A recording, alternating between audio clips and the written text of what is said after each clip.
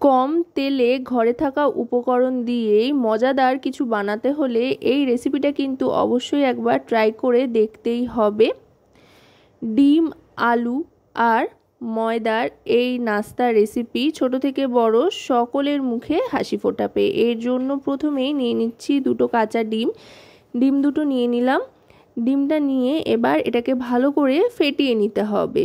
প্রথমে কোনো কিছু না মিশিয়েই শুধু ডিমটাকেই ভালো করে বিটারের সাহায্যে বিট করে নিচ্ছি।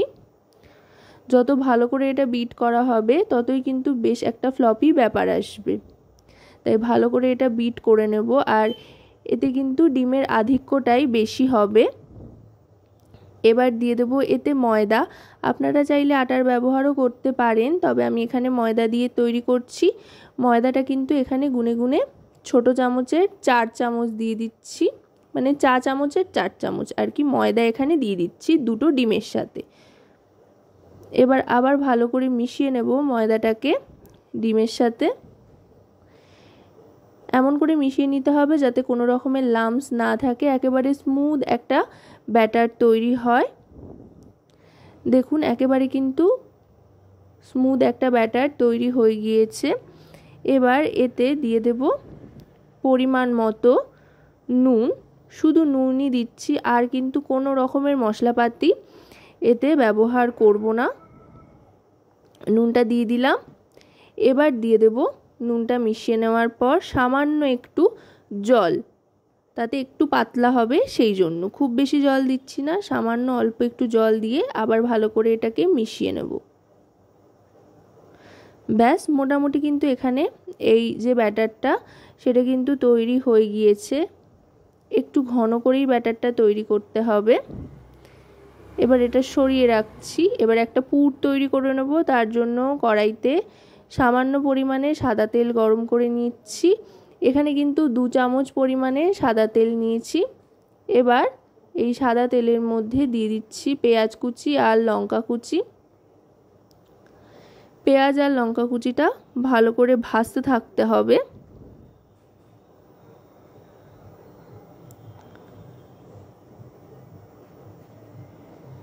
মোটামুটি পেঁয়াজ আর লঙ্কা কুচিটা একটু নরম হয়ে আসলে দিয়ে দেব গ্রেট করে রাখা আলু। এখানে একটা বড় সাইজের পেঁয়াজ একেবারে মিহি করে কুচিয়ে নিয়েছি, দুটো কাঁচা লঙ্কা নিয়ে নিয়েছি আর দুটো আলু গ্রেট করে নিয়েছি মাঝারি সাইজের।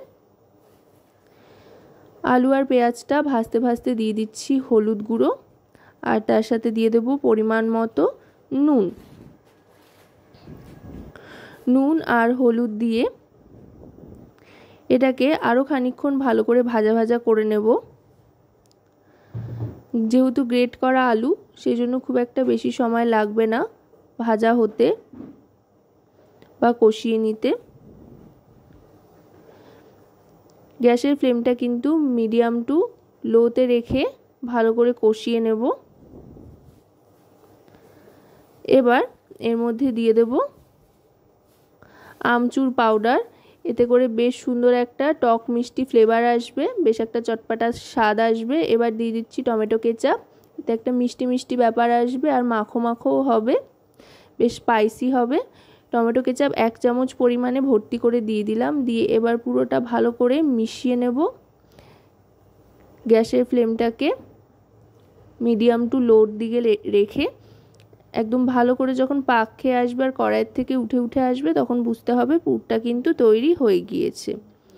পুরটা তৈরি করে নিয়ে এবার কড়াইতে খুব সামান্য সাদা তেল মাখিয়ে নিয়ে বা ফ্রাই প্যানে সাদা তেল মাখিয়ে নিয়ে যে ব্যাটারটা তৈরি করে রেখেছিলাম সেটা 1 থেকে 1.5 হাতা মতো দিয়ে দিলাম, ছোট হাতার।